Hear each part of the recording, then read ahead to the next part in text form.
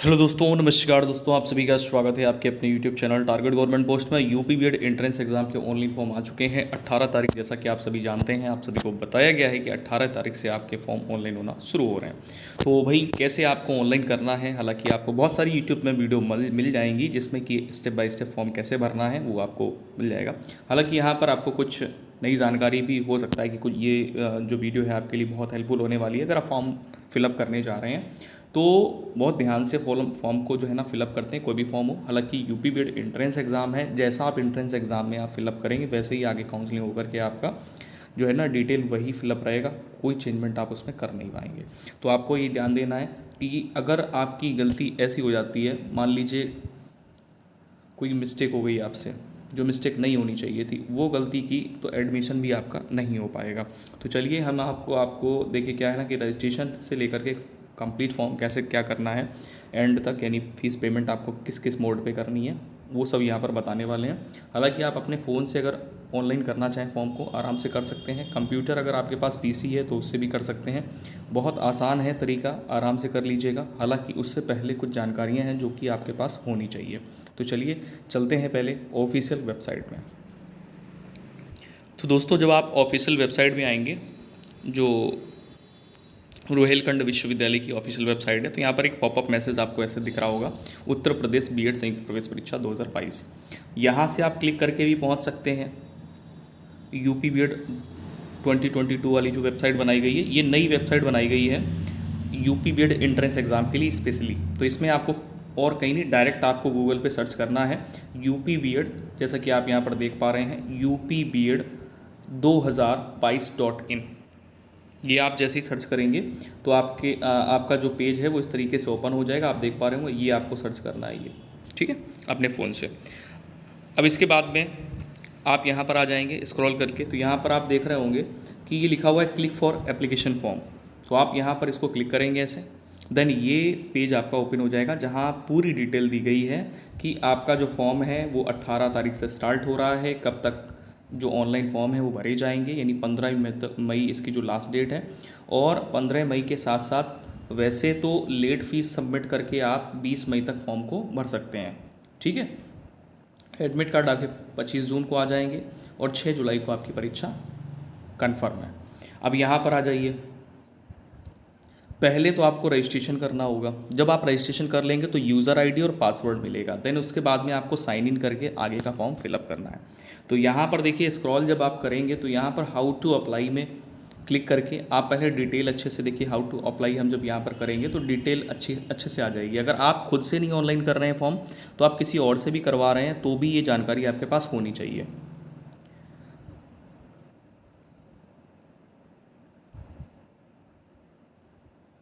हाँ, एक सेकंड फिर से देख लेते हैं, ये शायद ओपन नहीं किया पेज को। यहाँ से आप इसको हाउ टू अप्लाई में क्लिक करेंगे।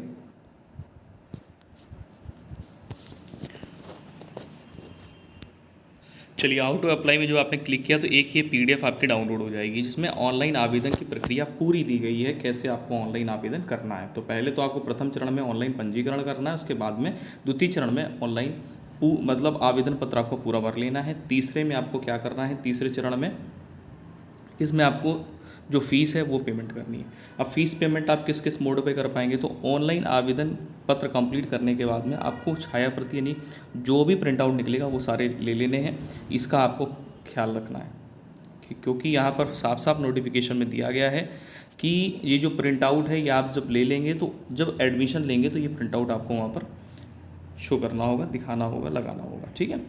चलिए, तो यहाँ पर देखिए OTP के माध्यम से सब कुछ होना है, हालांकि आप इसको डाउनलोड करके पढ़ लीजिएगा। अब हम चलते हैं ऑनलाइन फॉर्म की ओर, रजिस्ट्रेशन आपको कैसे करना है। चलिए दोस्तों, यहाँ पर देखिए आपके सामने रजिस्ट्रेशन फॉर न्यू यूज़र दिया है, आप यहाँ पर क्लिक करेंगे, देन ये पेज आपका इस तरीके से लोड हो जाएगा और लोड होने के बाद में इंस्ट्रक्शंस आ जाएंगे। इन इंस्ट्रक्शंस को आप ध्यानपूर्वक पढ़ लेंगे क्योंकि यहाँ पर आपसे ये कहा गया कि आपके पास एक वैलिड ईमेल आईडी होनी चाहिए जो आप प्रॉपर यूज़ कर रहे हो, और आपके पास एक्टिव मोबाइल नंबर होना चाहिए जो आप प्रॉपर यूज़ कर रहे हो। साथ ही साथ आप एक काम करिएगा, अगर आप फ़ोन से ऑनलाइन फॉर्म भरने जा रहे हैं तो मैं आपको कुछ एडवाइस देना चाहूँगा कि आप अपनी जो फ़ोटो है उसका जो साइज़ 50 KB कैसे करेंगे। तो आप किसी के भी व्हाट्सएप से अपनी फ़ोटो क्लिक करेंगे, खींचेंगे और उसको क्रॉप करके अच्छे से खींच लेंगे। क्रॉप कर सबसे आसान तरीका है, क्रॉप करके अपने व्हाट्सएप में उसको सेंड कर लेंगे। जब अपने व्हाट्सएप में सेंड कर लेंगे तो वो सारी जो फ़ोटो आती हैं, जो भी आती हैं, वो KB में हो जाती है, उनका साइज़ कम हो जाता है। तो मैक्सिमम साइज़ आपका 50 KB होना चाहिए। अगर आप अपने फ़ोटो को क्लिक करते हैं अपने फ़ोन से, मेन कैमरे से, तो वो फ़ोटो का जो साइज़ है बहुत रहता है, क्योंकि उसमें रेजोल्यूशन ज़्यादा होता है, फ़ोटो का साइज़ काफ़ी रहता है। वो फ़ोटो आपकी हो सकता है कि 400 KB की हो या 150 KB की हो, या हो सकता है MB में भी हो सकती है। जितनी अच्छी पिक्चर क्वालिटी होगी उतनी अच्छी फ़ोटो आपकी होगी। आगे यहाँ पर देखिए, सिग्नेचर भी आपको ऐसे ही कर लेने हैं जैसे मैंने आपको बताया। किसी दूसरे के व्हाट्सएप से उसको फ़ोटो खींचेंगे और क्रॉप करके अपने में सेंड कर लेंगे, ठीक है। अच्छा, लेफ़्ट और राइट फिंगर थंब इम्प्रेशन भी चाहिए, लेफ़्ट और राइट दोनों। हाई स्कूल मार्कशीट, जिसमें आपको डेट ऑफ बर्थ अच्छे से क्या करनी है, ये अपलोड करनी है। आईडी प्रूफ यहाँ पर आप देख रहे हैं, आईडी प्रूफ आपके पास में एक होना चाहिए, जैसे आप आधार कार्ड लगाएंगे। और यहाँ पर अगर आधार कार्ड नहीं है तो ड्राइविंग लाइसेंस, पासपोर्ट कुछ भी लगा सकते हैं, हालांकि आधार कार्ड सबके पास है अवेलेबल।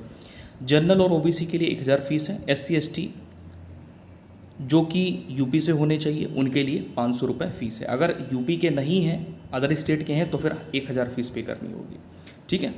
नीचे दिया गया है। चलिए अब यहाँ पर मैं आपको बता दूँ, यहाँ पर कास्ट सर्टिफिकेट के लिए क्या डेट रखी गई है। चलिए यहाँ पर देखेंगे, जो कास्ट सर्टिफिकेट है वो आपकी 1 अप्रैल 2019 के बाद की होनी चाहिए, उससे पहले की नहीं होनी चाहिए। EWS सर्टिफिकेट आपका अगर है तो आप उसको लगा सकते हैं, अभी का रिसेंटली का होना चाहिए। इनकम सर्टिफिकेट 1 जुलाई 2021 के बाद की होनी चाहिए, उसके पहले की नहीं होनी चाहिए इनकम सर्टिफिकेट। ये चीज़ें आपको ध्यान रखनी है, अगर नहीं है तो बनवा लीजिएगा। जल्दबाजी में फॉर्म को सबमिट मत करिएगा, आराम से 1 महीना आपके पास में, 15 मई लास्ट डेट है, ठीक है। क्योंकि अभी आप कुछ लोग ऑनलाइन फॉर्म कर रहे हैं तो OTP भी नहीं आ रहा है, OTP नहीं आ रहा है, या फिर OTP आ जा रहा है तो आगे का प्रोसेस नहीं हो पा रहा है, ठीक है। तो अभी थोड़ा सा साइड प्रॉब्लम करेगी और धीरे धीरे इसमें जो भी प्रॉब्लम्स आएंगी उनको रिसॉल्व करके ये अच्छे से प्रॉपर वर्क करेगी, ठीक है। कोई दिक्कत नहीं है। अब चलते हैं कैसे आपको काम करना है, अपना फॉर्म कैसे भरना है। तो आ जाते हैं, रजिस्ट्रेशन फॉर न्यू यूज़र आपने किया है। यहाँ पे ये पॉपअप मैसेज आपका आ जाएगा इंस्ट्रक्शंस वाला।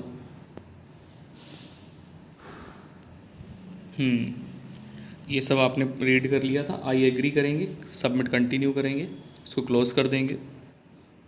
और इस तरीके से आपको भरने में अगर समस्या हो तो आप राइट साइड में जाएंगे, 3 डॉट आपको दिख रहा है ये यहाँ पे, यहाँ से आप अपने डेस्कटॉप साइड पे चले जाएंगे।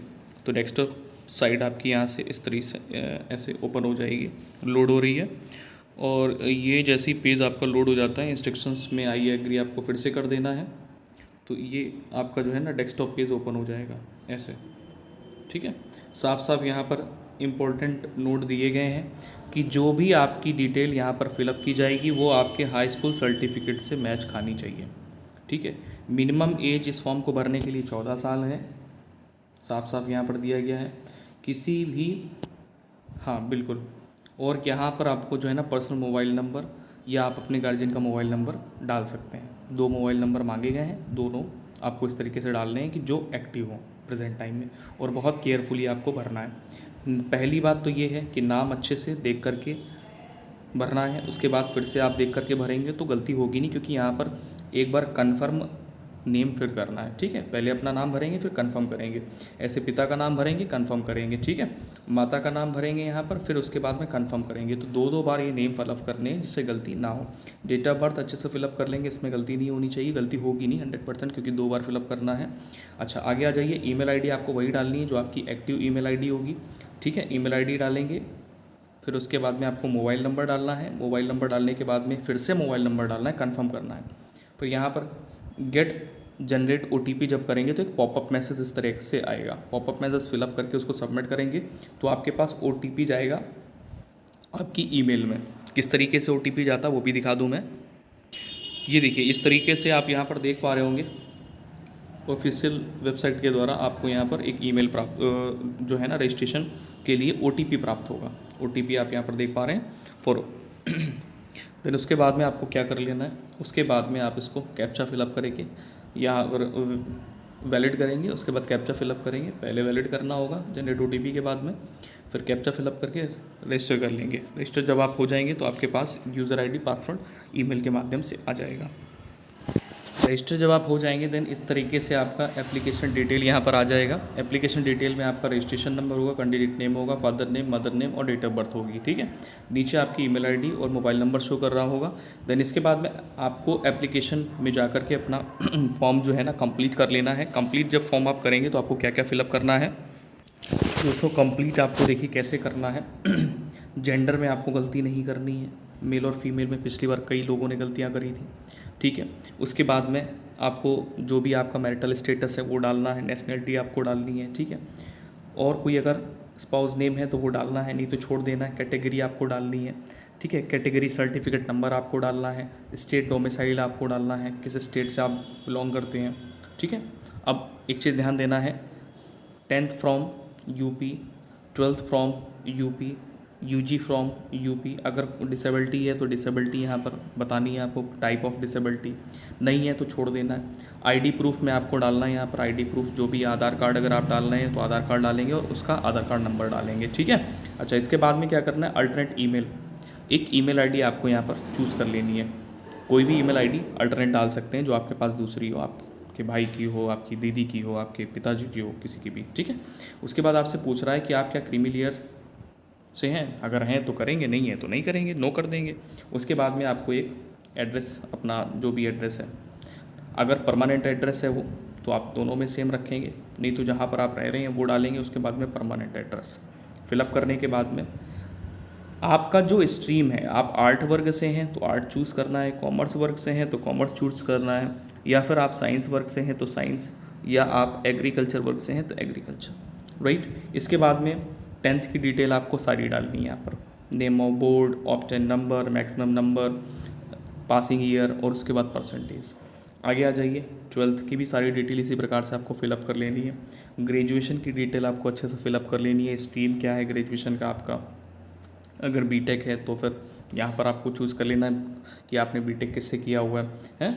और नेम ऑफ यूनिवर्सिटी क्या है, कितने नंबर आपके आए हैं, कितने में से, percentage, roll number last year का डालना है। कई बार गलती हो गई थी, बच्चों ने यहाँ पर अपना रोल नंबर जो है लास्ट ईयर का नहीं डाला था। अगर ग्रेजुएशन आपका कंप्लीट नहीं है तो अपेयरिंग में आपको क्लिक करना है, देन कोई डिटेल आपको फ्लिप कर, ये सब जो है ना यूनिवर्सिटी डिटेल पूछेगा, बाकी आपके नंबर कुछ नहीं पूछेगा। इसके बाद यहाँ पर आ जाएंगे, अगर पोस्ट ग्रेजुएशन किया है तो डिटेल देनी है, नहीं किया है तो आपको डिटेल नहीं देनी है। इसके बाद में वेटेज अगर आपको चाहिए तो वेटेज में आप अगर NCC कर रखे हैं तो उसका फ़ायदा आपको मिल जाएगा, नंबर मिल जाएंगे।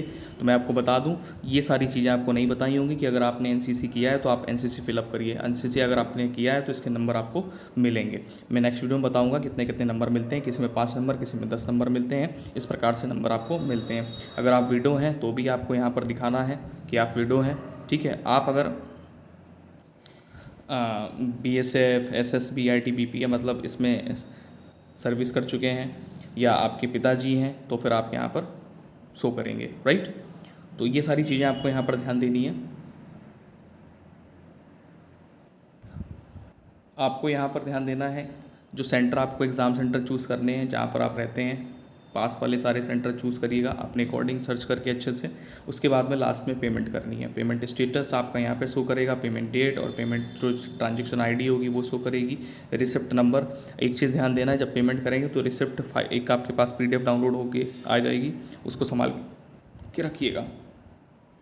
ऑर्डर ID और टोटल अमाउंट। उसके बाद में ये फाइनल फॉर्म आपका जो है ना इस तरीके से जो है ना फिलअप होकर के आ जाएगा, जैसा कि आप यहाँ पर देख पा रहे हैं, ठीक है। तो कोई समस्या हो तो कमेंट करके पूछ लीजिएगा, आपको रिप्लाई यहाँ से मिल जाएगा। जय हिंद। बाकी मैंने आपको बता दिया है कि जो आपकी फ़ोटो की साइज़ और जो आपका सिग्नेचर साइज़ है, जो फाइल आपको रखनी है वो किस तरीके से, अगर फॉर्म्स फ़ोन से फिलअप कर रहे हैं तो कैसे करेंगे। बाकी कोई दिक्कत हो कमेंट्स करके पूछ लीजिएगा।